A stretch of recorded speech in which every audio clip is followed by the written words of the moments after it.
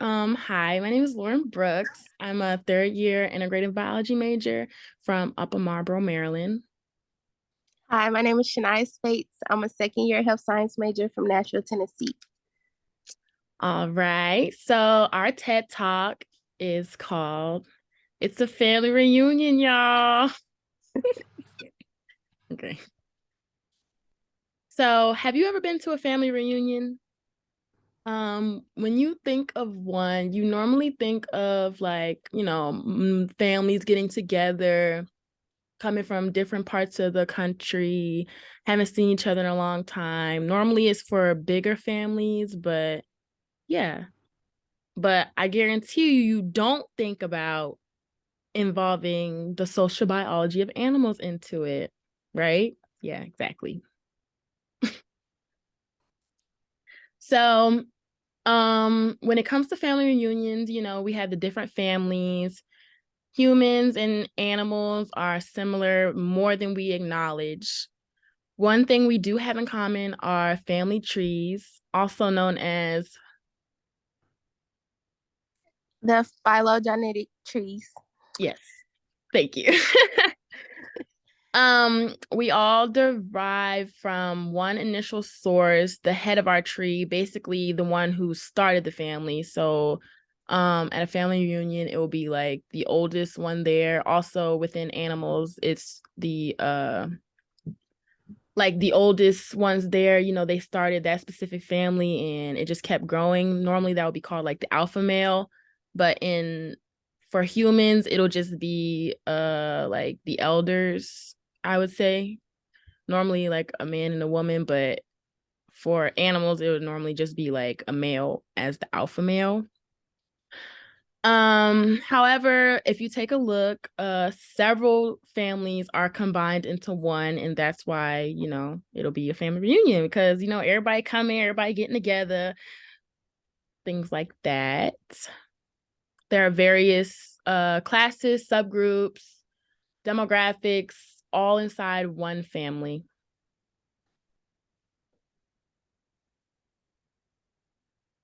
All right, so what is sociobiology in animals?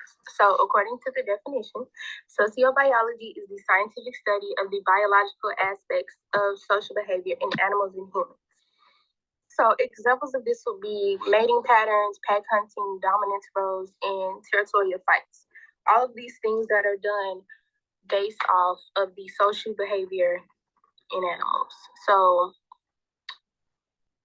I would say more so as to why that they do them or the reasons behind why they do these certain aspects. So, for example, with mating, lions, they tend to fight over their mates. So, the lion and another lion who are in battle over the lioness will fight, and whoever comes out on top of the winner or who shows the most dominance and power, the lioness tends to pick that partner opposed to the next one. And this is due to the lioness feeling more protected and provided for when it's time for her to have her cubs. And just, the mental processes of picking the partner that you know will provide for your family. Just how we see in humans all the time. When women decide, well, not all the time, but usually when women decide on who they want to marry, it's usually a man that they are secure enough in the relationship with that they know that they will be provided for and protected. We also see this in female birds who use male plumage coloration to pick their mates. So they pick the more colorful and brighter colored male birds to mate with.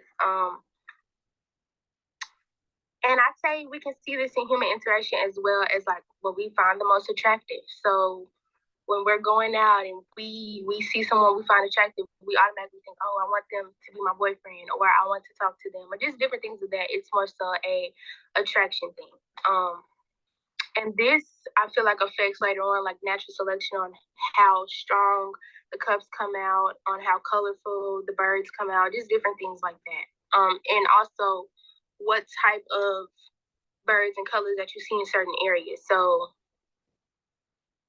the males who are more colorful and prone, let's say on the west side of the city, you're going to find way more birds that are more colorful and things like that, because the female birds that choose to mate with them tend to pick the more colorful birds that live on that area of the city. I think I taught that in kind of good. Okay, so now we're gonna go into pack hunting. So we see this in wolves, lions, dolphins.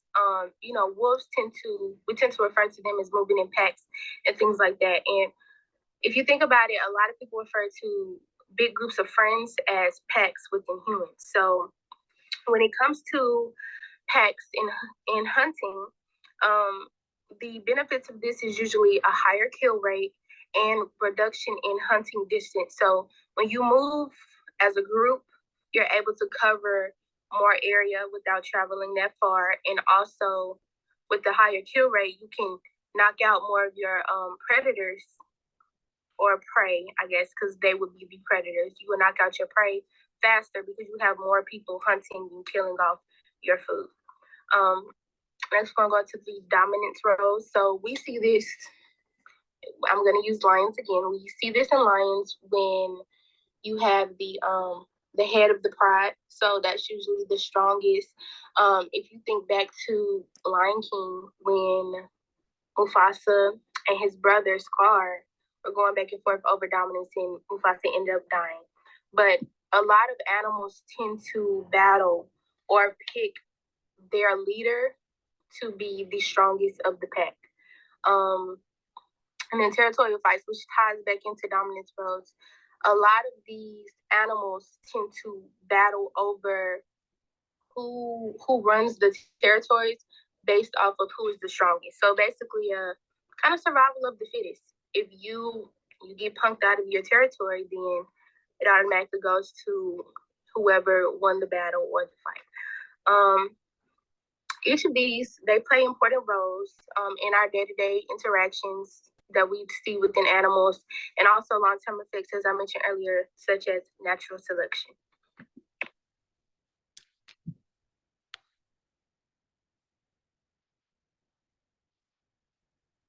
Sorry, I was muted. I forgot. Okay, so I don't know if you guys have seen the movie Welcome Home, Roscoe Jenkins, but basically it's a family reunion movie. So Roscoe is a TV host who is like, he left his family, left them behind, didn't want no parts of them. He became all rich and famous. So he's living a completely different lifestyle. And then because of his son, actually, his son was the one who wanted to go to the family reunion. So they ended up going with his fiance, who was also like part of the rich lifestyle or whatever. So they ended up going, and he went to see his family. He reunited with his brother, his sister, his cousin, who he hasn't seen in years. He left home.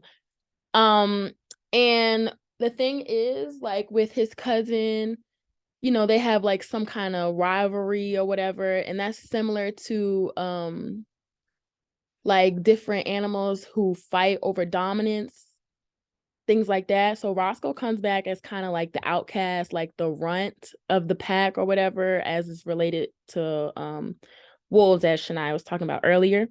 But yeah, that's basically the movie. But within the movie, you can see different aspects of similarities between human interaction and animal interaction. Now, it's not the same, obviously, because humans are like more superior, so things will be different opposed to animals who are like kind of like cutthroat, they do things just how it is, whereas humans are more so like by rules and by the book or whatever.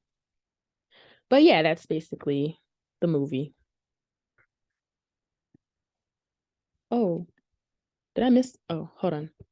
How you go back? Oh my gosh. Okay. Oh my God. Okay, so now I'm going to be tying in the sociobiology of animals and how it relates to the movie Lauren just previously explained, Welcome Home, Roscoe Jenkins. First, I want to start by saying that I feel like this movie is a great representation of the sociobiology that is shown in the average family dynamic, or at least the Black family dynamic, from my experience.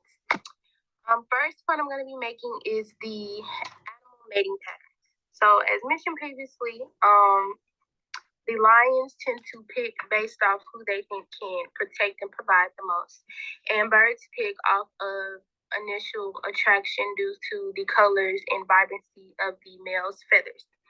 So, in the movie, Roscoe and Clyde both bring home women to their family reunions, and Roscoe brings home this trophy wife. He has a very successful career, is bringing in a lot of money, and the type of women that he brings home, it just kind of correlates more so to the initial attraction that birds make as far as colors and vibrancy. The woman she's very beautiful, and you can tell like there's not much substance to her. She's very materialistic, very shallow. In the movie, you can see she's kind of there just to be shown off. Like she doesn't care to help cook in the kitchen. She doesn't care to help set up. She's kind of there just to be shown off and worn on Roscoe's arm. And Clyde brings home the good girl, someone he knows that can cook, clean, have kids, things of that nature. And I just feel like there's a sense of stability in the type of woman that he chose to bring in. But you can tell that he's not with her for the right reasons. Like, he's not with her because he loves her or because that's who he's meant to be with. He's with her off the sole purpose of kind of reproduction. Next, I'm going to go into pack hunting. I feel like this is shown in the movie by Roscoe and Clyde's career roles. They both have jobs that bring in a lot of wealth to the family. So I feel like it goes hand in hand with hunting. You go out to hunt to provide food for your family, so they can eat and thrive. And with humans, when you have jobs, your source of money is how you provide for your family. It's how you put food on the table, how you put a house over their head, how you put clothes on their back. So I feel like the type of jobs that they have goes to show that money is coming into the family in different type of ways. So with pack hunting, there's multiple people out there hunting as not as one, but as one. You have the main people hunting and bringing in food to feed the pack. With Roscoe and Clyde, these are your money makers. Roscoe with his being a talk show host on a very big and I think it was like a nationally ranked TV show.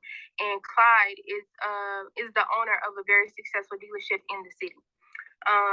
Next, I want to go into dominance roles, which is shown when Roscoe and Clyde they have a lifelong rivalry as the favorite son of the parents, the head of the family. Clyde, I believe he was adopted.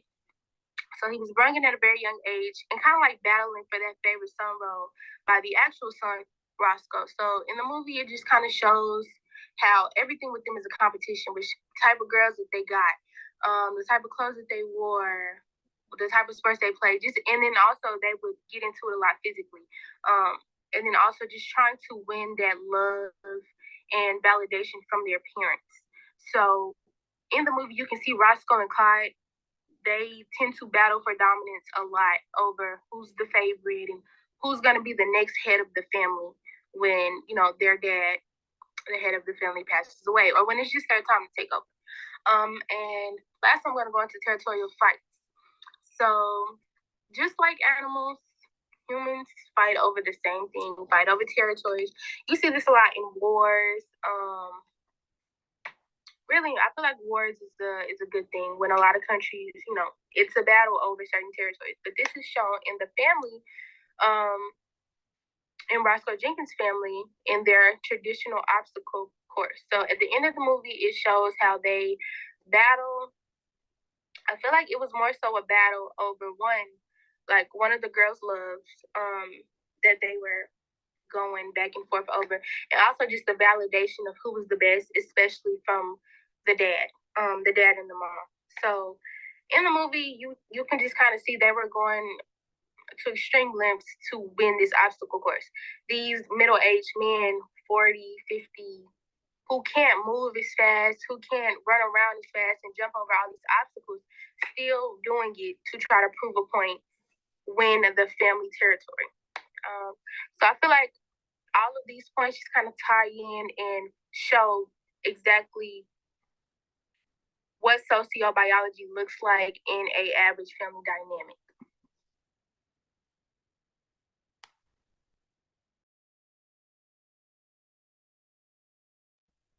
All right. So to wrap it up, what is the social biology of animals?